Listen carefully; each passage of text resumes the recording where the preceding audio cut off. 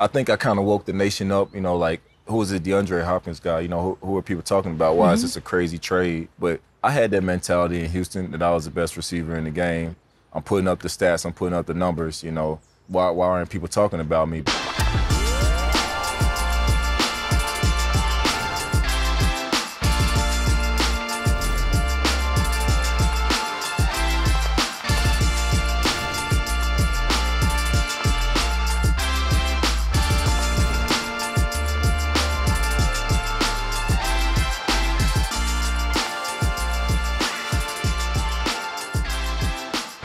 DeAndre, this is about to be fun. I'm excited.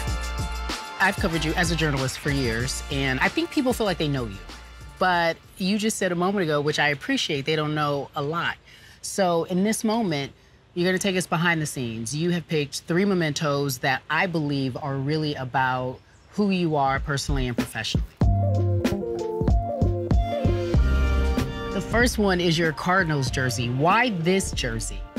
This jersey meant a lot, not just performing on the field, but it just meant a lot about my change and my transition, going from Houston to Arizona and showing them what I'm about, what DeAndre Hopkins has to offer on the football field. It was a blessing for me to be able to go to an organization like Arizona Cardinals that accepted me as a player and my family.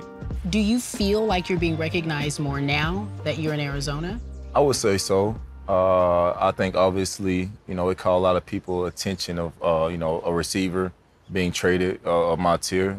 I think I kind of woke the nation up, like, who is this DeAndre Hopkins guy? Who are people talking about? Why is this a crazy trade? But I had that mentality in Houston that I was the best receiver in the game. I just felt like, obviously, my team, performance was being overlooked and overshadowed by what I was doing. And for me, it's a team sport, but I just always had that mentality and mindset. I'm putting up the stats, I'm putting up the numbers, why aren't people talking about me? But, I was a young kid at the time, seeing a bunch of people, get the NFL commercials, get these big commercials, get these big deals, but my performance on the field was outperforming them. So, for me, I was like, in my head, I was like, what can I do the next time someone asks me about or someone tell me I'm the best receiver? What am I going to do to stick out? Because I am a quiet person. And to me, that was, my way of expressing myself to the world. But it was tough, for me to leave that city because that city basically raised me.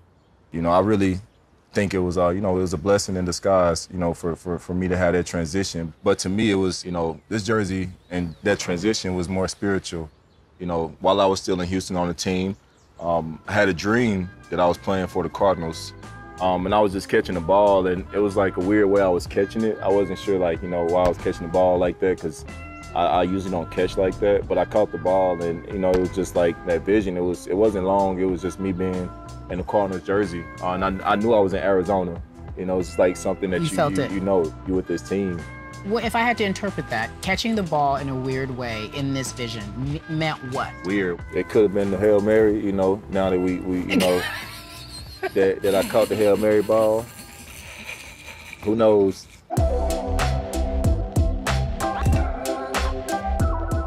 You have this here for us because this ball represents more than just playing in the Pro Bowl.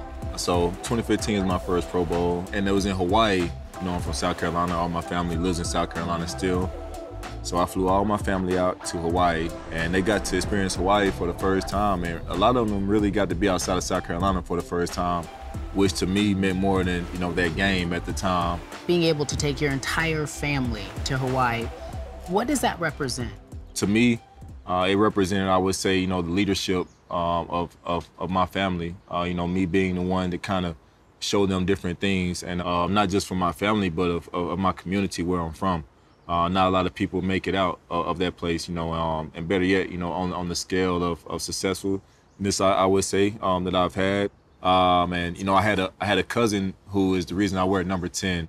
He did 10 years in jail, and he got out when I was early in my NFL career, but he missed, my high school and college career. And he kept all my clippings from middle school and high school, so he's my #1 fan. So he got to experience that trip, which to me was a blessing. And I scored the first touchdown for us, and I dunked it. I was actually about to sign it. I had a pen under there, but I couldn't find a pen. So, we're about to leave Hawaii, everybody, my brother and my cousin.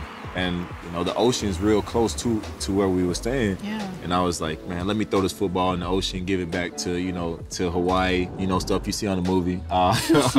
And you know, literally as I'm winding up, my cousin and my brother, they're in the back, you know, going through like all my Pro Bowl stuff I got, you know, seeing who gonna get what. And That's such family.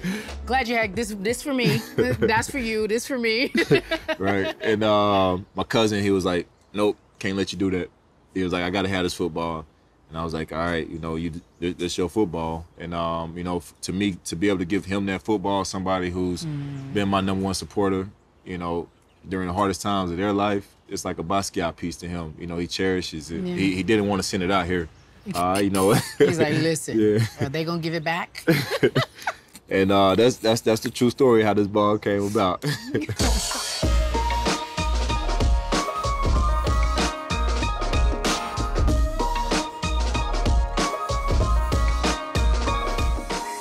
So the last memento that we have here is something that I think is beautiful. Thank you. You know, I take a lot of pride in my fashionistas, whatever. So this vest right here, obviously it's a vintage vest. It's only one of 3. It goes up in value every year. I was with Jerry Lorenzo.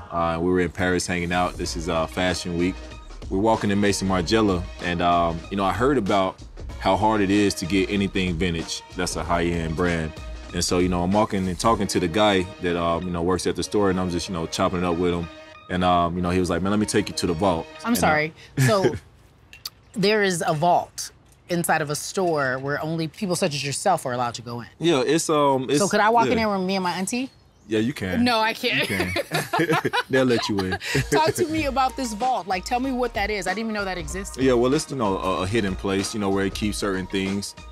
Where, you know, not a lot of people can go in. You know, for me being from, you know, South Carolina, you know, shopping at Walmart and Target, to be able to buy something like that, you know, it kind of felt like I arrived. You know, I made it. And, you know, obviously I don't want to speak on the price tag, but it costs a lot.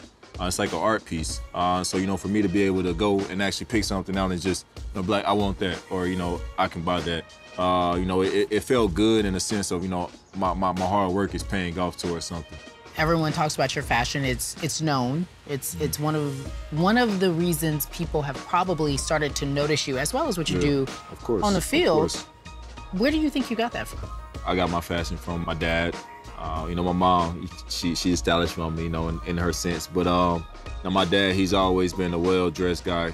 You know, he always been a 3-piece suit kind of person, or just, you know, mink coats, you know, back in the 90s, you know. So just seeing pictures of him, you know, he passed away when he was only 25, but, you know, he dressed like, you know, he was 40 years old. It's interesting that when you think about, if I saw this and I didn't know, I would think, oh, it's a beautiful vest. Yeah. It's a piece of artwork.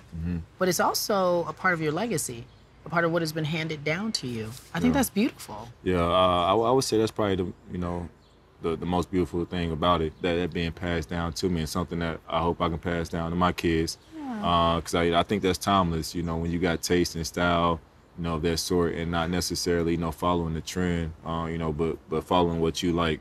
I think that's something that people, you know, respect about me. You know, just doing my own thing, you know, not caring if I'm being judged or not, you know, just knowing who I am.